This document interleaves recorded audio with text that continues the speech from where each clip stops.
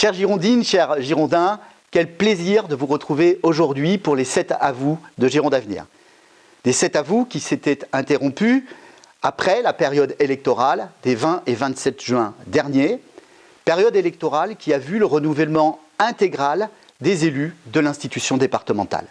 Dans chaque canton de Gironde, 33 cantons, des binômes ont été élus, une femme, un homme, pour conduire et défendre les territoires, mais aussi porter la voix des territoires au sein de l'Assemblée départementale.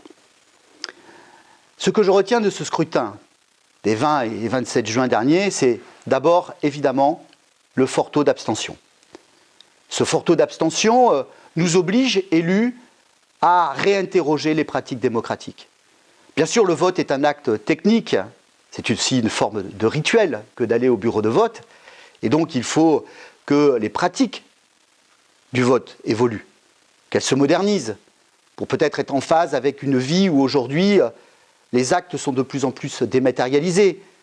Je pense notamment aux jeunes qui, si le vote numérique existait, auraient peut-être plus envie de participer à la vie démocratique. Mais au-delà de la technique, il faut aussi réinterroger les pratiques du débat démocratique.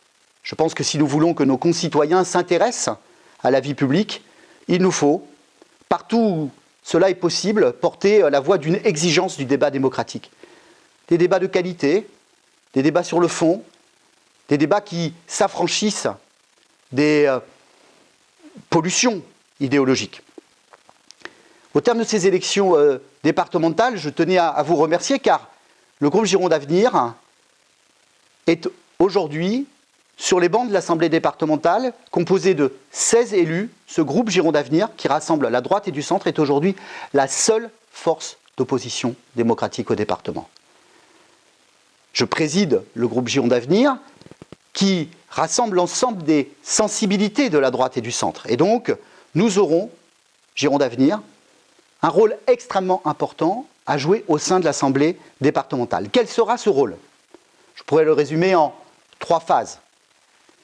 Premièrement, un groupe d'opposition comme Gironde Avenir doit contrôler l'action de l'exécutif départemental et de la majorité départementale. C'est ce que nous ferons, c'est ce que nous avons fait dans le passé, avec exigence, en participant aux commissions, en étant actifs pour obtenir une transparence sur l'ensemble des documents préparatoires aux délibérations qui nous sont soumises. Et je formule le vœu que, dans cette relation avec la majorité, cette transparence soit effective. Donc le groupe Gironde Avenir va poursuivre ce travail exigeant et sérieux de contrôle. Mais nous devons aussi, et c'est notre deuxième mission, nous devrons proposer un certain nombre de mesures.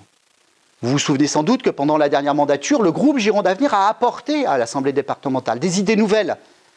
Je pense par exemple à la nécessité de permettre le cumul entre le RSA et les travaux saisonniers.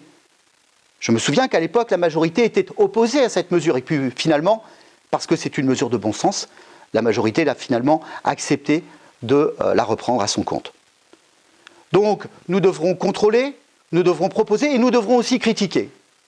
Mais nous critiquerons, comme nous l'avons fait dans le passé, avec sérieux, modération, et toujours en fondant des critiques sur l'examen pragmatique des délibérations qui nous sont soumises.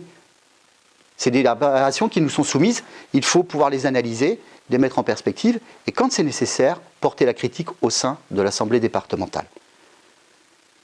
La majorité est au département une large majorité. Cela ne nous a pas échappé. Mais comme je le dis souvent, les majorités larges ne sont pas les plus faciles à gérer. Et l'exécutif départemental devra donc se protéger de certaines dérives idéologiques dont nous voyons déjà les prémices durant les débats de l'institution départementale, de l'Assemblée départementale. Les Verts sont entrés au sein de l'Assemblée avec une vision du monde qui est une vision que je qualifie d'idéologique.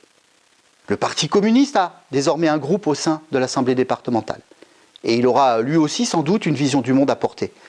Alors, nous verrons si cette majorité composite, dirons-nous, tient le cap d'une démarche qui sera et qui doit être une démarche d'intérêt pour l'ensemble des Girondines et des Girondins.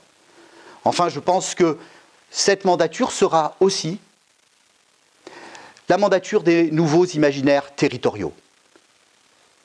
Les nouveaux imaginaires territoriaux, ça doit être la capacité de l'ensemble des collectivités de Gironde, dans le cadre d'une coopération interterritoriale, de travailler autour d'un projet commun.